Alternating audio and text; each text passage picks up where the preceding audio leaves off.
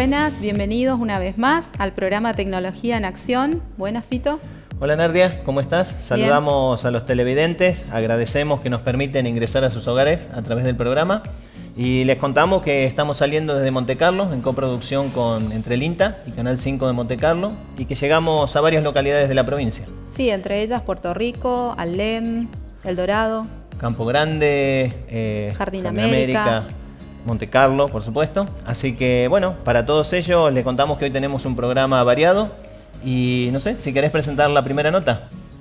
Bueno, los invito a ver entonces una nota que se le ha realizado al ingeniero Raúl Escalada, quien ha participado aquí en la localidad de Montecarlo en un encuentro justamente para lo que es buenas prácticas agrícolas, en especial en yerba mate. Compartimos la nota. Yo soy el ingeniero Raúl Escalada, subgerente del área técnica del INIM y bueno, estamos acá en la cooperativa Montecarlo para comunicar el programa de buenas prácticas agrícolas que el INIM acaba de firmar convenio con el IRAM. Nosotros estamos ya involucrados en programas de buenas prácticas o de gestión de calidad hace ya un par de años. En ese sentido hacemos capacitaciones y logramos la certificación de secaderos de yerba mate en buenas prácticas de manufactura. Este año comenzamos con otro aspecto que son los molinos de yerba y están involucrados 9 molinos también en lograr la certificación en buenas prácticas de manufactura. Y este es el segundo grupo de productores que queremos formar para buenas prácticas agrícolas.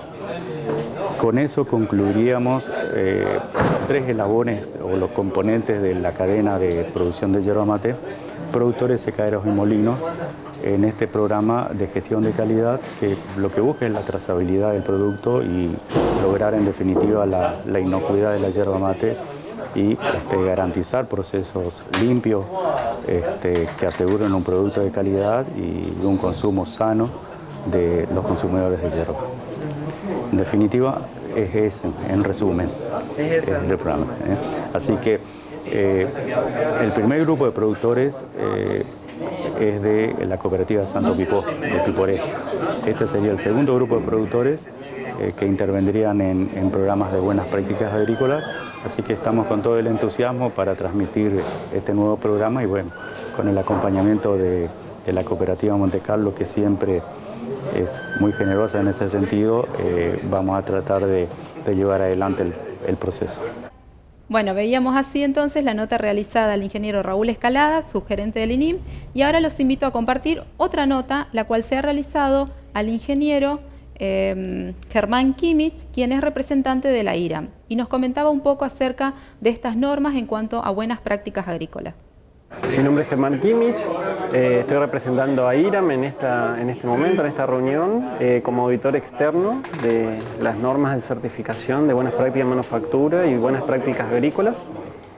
En este momento el objetivo de esta reunión es hacer la presentación de qué son las buenas prácticas agrícolas y en el caso puntual de la cooperativa de Montecarlo tienen la intención de lograr la certificación de buenas prácticas agrícolas para su producto que es la yerba mate. En este momento el INIM está impulsando en 2 lugares en la provincia el implementar las buenas prácticas agrícolas. Uno de ellos es en la cooperativa de Santo Pipó y otro es aquí en Montecarlo, en la cooperativa agrícola mixta de Montecarlo. Para yerba mate es inédito, ¿no? La implementación y la búsqueda de la certificación de parte de IRAM de buenas prácticas agrícolas para el cultivo de yerba mate. Ahora bien, digamos, en Misiones sí hay otros cultivos que están certificados con otro tipo de normas, buenas prácticas agrícolas, sociales y ambientales también, como por ejemplo el caso del té, que ya viene desde 2008 con algunas certificaciones. Otras certificaciones que sí hay en yerba mate actualmente son orgánicas, pero esta norma de buenas prácticas agrícolas de IRAM para yerba mate es la primera vez. La certificación depende más de la decisión que tome cada productor que en realidad la posible implementación o adecuación de sus procesos. Lo más importante es decidir, querer realizar, implementar las buenas prácticas. El resto es sencillo, hay mecanismos, hay herramientas y lo que se propone desde IRAM es iniciar un plan evolutivo. Un plan evolutivo en el cual es como ir subiendo una escalera peldaño por peldaño para luego llegar a solicitar la certificación. Y bueno, en este sentido el INIM está apoyando plenamente, digamos, esta iniciativa, y el objetivo justamente es lograr certificar y que este certificado sirva como diferenciación del producto, ¿no? En el mercado interno, en el mercado externo, que sea una herramienta de diferenciación en la cual se garantice la inocuidad del producto y por supuesto las buenas prácticas agrícolas en las explotaciones de los productores. Felicito y celebro, digamos, personalmente, y también en IRAM están muy contentos de poder iniciar este proceso de certificación para el cultivo de yerba mate. Hay otros cultivos que están siendo certificados en el resto de Argentina también con esta misma norma. Y la verdad es que implementar buenas prácticas agrícolas debería ser como algo generalizado, porque eso nos garantiza, digamos, nos beneficia a los productores en primer lugar, al consumidor y por supuesto que a las empresas también, digamos. Es como un combo, digamos, en el cual no hay solo un beneficiado, digamos, es toda la sociedad en su conjunto, porque al certificar damos garantías de la calidad del producto que estamos produciendo, elaborando y vendiendo. Bueno, interesante lo que nos comentaban tanto el ingeniero Raúl Escalada como el ingeniero Kimmich en cuanto a las buenas prácticas agrícolas. Sí, no sé si recordás, Nardia, que en programas anteriores ya estuvo el presidente, el gerente de la cooperativa agrícola, y estuvimos hablando algo de buenas prácticas. Y bueno, como decían recién en las notas, esto es inédito para yerba mate. Así que bueno, todo un logro lo que se está logrando. Así que nos parece súper interesante que se esté trabajando en buenas prácticas agrícolas. Sí, y el interés de los socios, digamos, de las cooperativas para realizar y incorporarse, digamos, a estas buenas prácticas. Tal cual. Ahora vamos a invitar a los televidentes a una pequeña pausa, pero antes le queremos decir que en el próximo bloque no se muevan de ahí porque tenemos una entrevistada en el piso, que es la señora Rita Franque, y que realmente cada vez que Rita nos vierte conceptos, es un gusto escucharla, así que una pequeña pausa y regresamos ya con ella.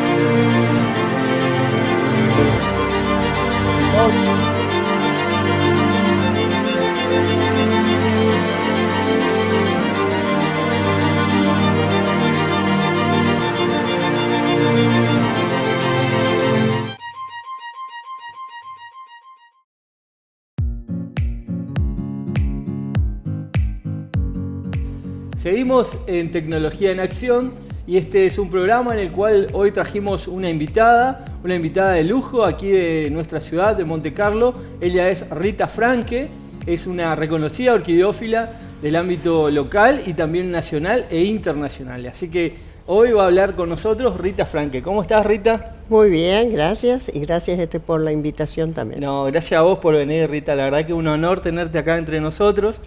Y ya que estamos, ¿no es cierto?, queríamos preguntarte, en primer lugar, ¿cómo fueron tus orígenes? ¿Cómo fueron, mejor dicho, tu inicio como orquideófila, ¿no? Claro, nosotros al principio, cuando recién me casé, que fue en el año 67, empezamos a coleccionar orquídeas, pero yo ya coleccionaba antes, pero sin saber mucho que de orquídeas, ni siquiera que sabíamos que son epífitas, creíamos que eran parásitas, pero sí sabíamos que van contra los árboles. Entonces con mi esposo, que nos íbamos a los lugares donde hacían desmontes, en este caso en la ruta 17 del Dorado a Irigoyen, que es una zona de serranía, donde realmente crecen que muchísimas más orquídeas, ¿sí? Claro. Entonces íbamos a rescatar las orquídeas, Exacto. a traerlas y las atábamos por árboles y así experimentábamos eso, sí, pero al principio que nos costó muchísimo porque no hay mucha bibliografía de eso,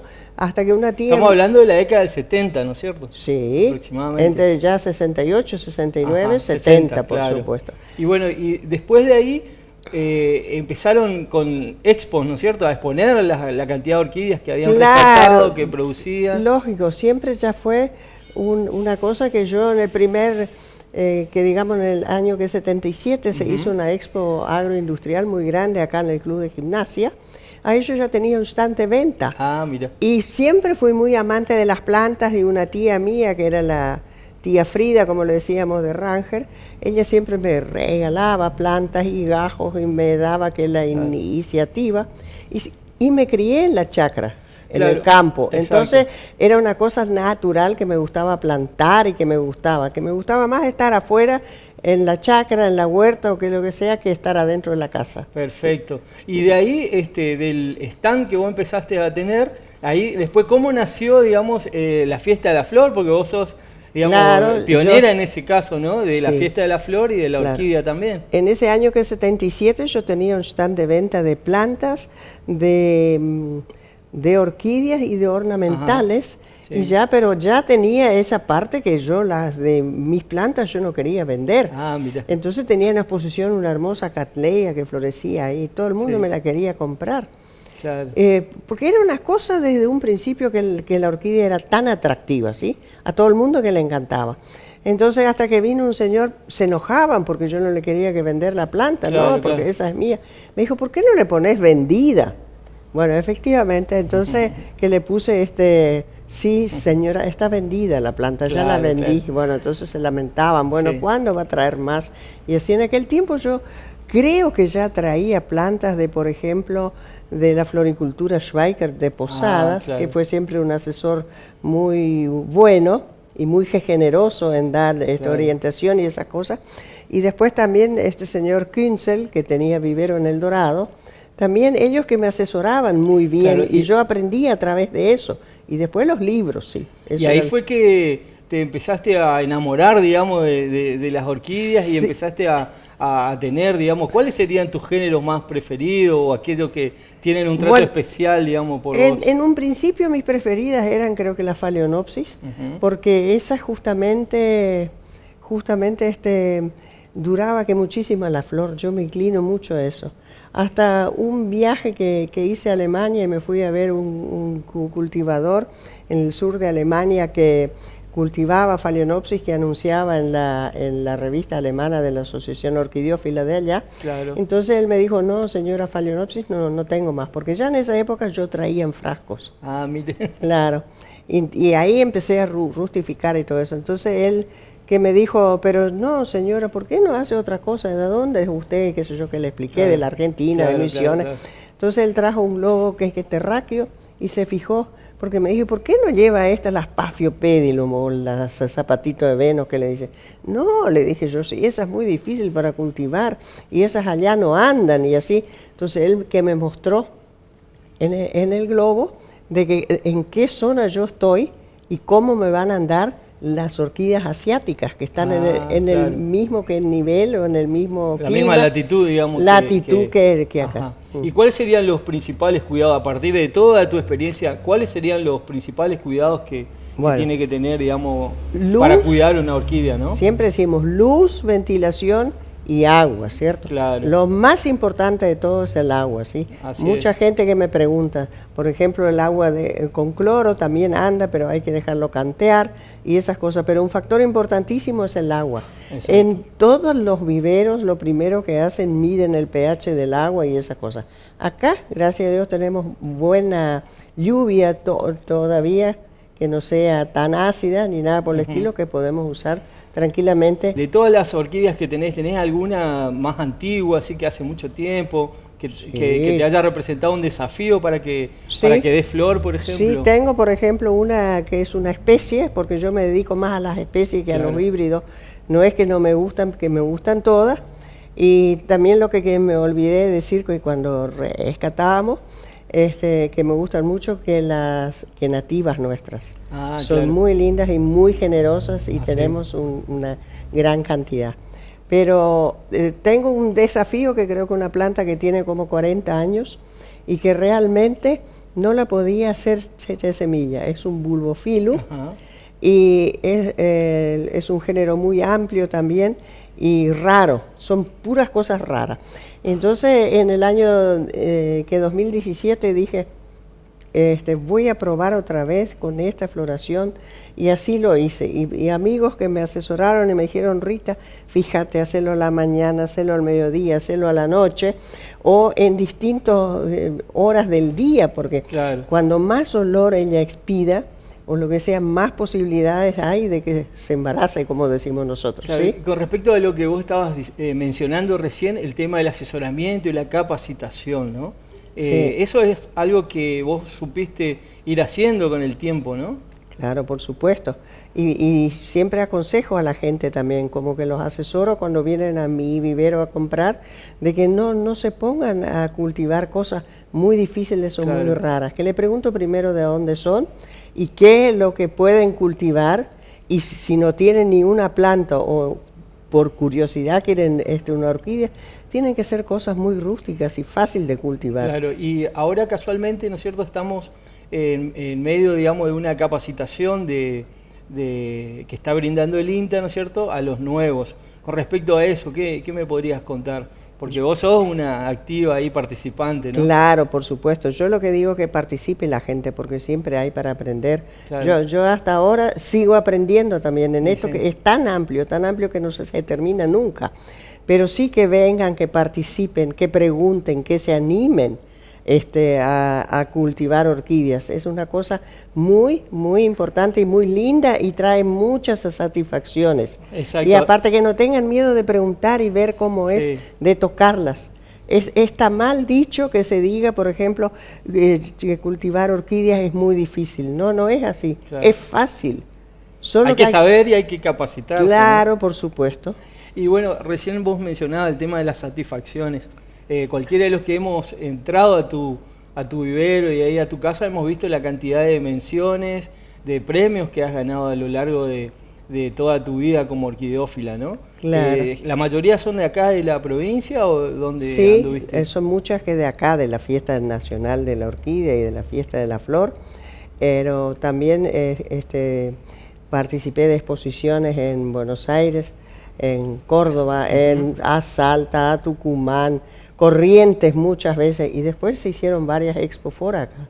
La exposición de la FORA, que es la Federación Orquideófila de República Argentina, que hacía cada 2 años sus exposiciones, entonces a donde sea, una se hizo en Buenos Aires, otra se hizo en Paraná, en Corrientes se hicieron 2, una se hizo en Posadas también. Ah, mire. Y siempre eso trae muchas satisfacciones, tener una planta campeona de una exposición así. Sí.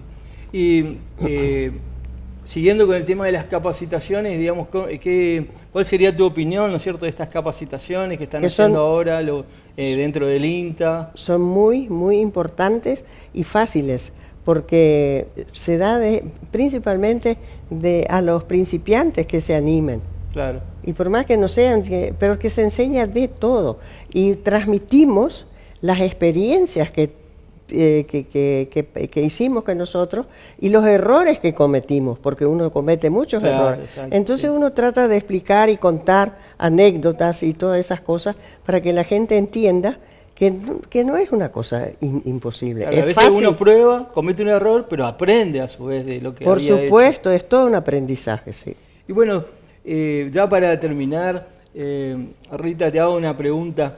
¿Qué consejos le daría a aquellas personas que están iniciándose, por ejemplo, aquellas personas que han recibido microcréditos y otras personas que decidan iniciarse en la actividad, por ejemplo?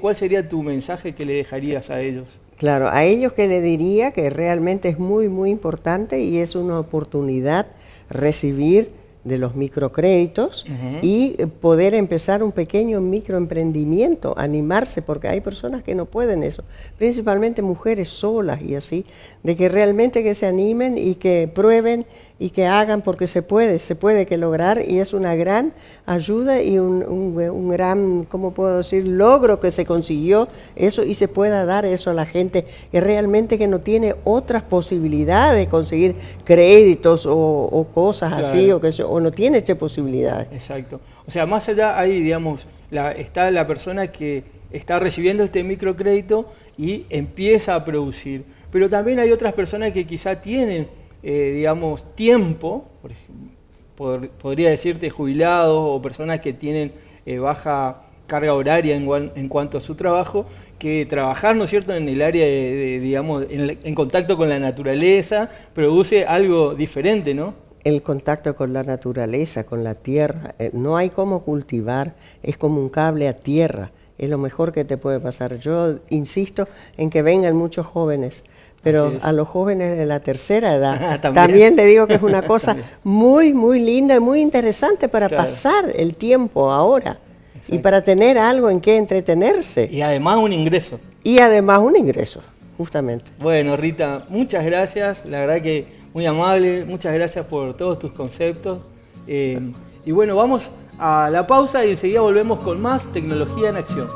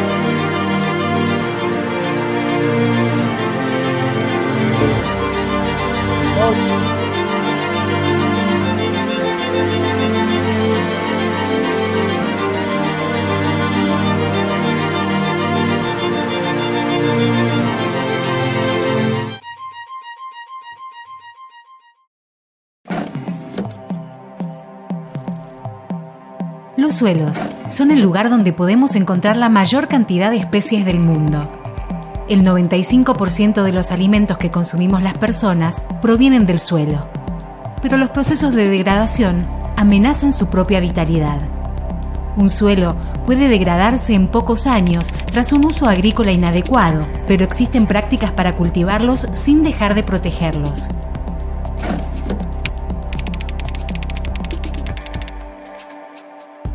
El monocultivo o sembrar continuamente el mismo cultivo causa pérdida y hasta agotamiento de la fertilidad del suelo.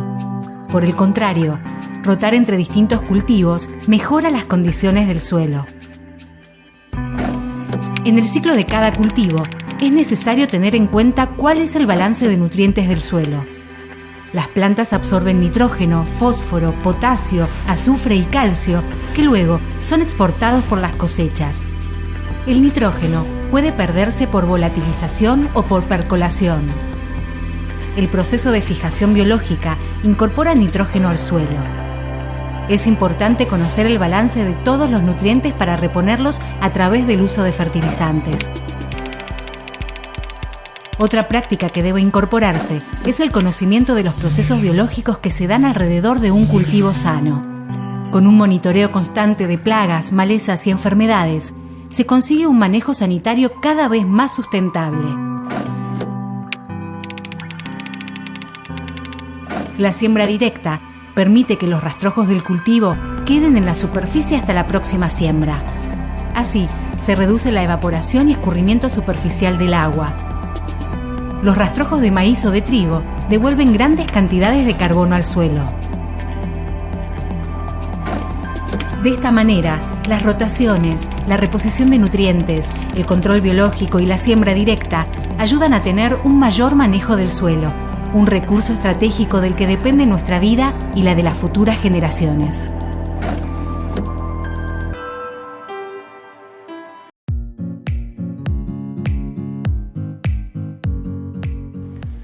Continuamos con el tercer bloque de Tecnología en Acción. Y ahora vamos a una nota donde el técnico Rubén Bischoff nos va a comentar cómo fue la campaña otoño-invierno de entrega de semillas. Bueno, esta campaña fue una campaña típica porque tuvimos problemas con el tema de la cantidad de semillas que hemos recibido del ProHuerta.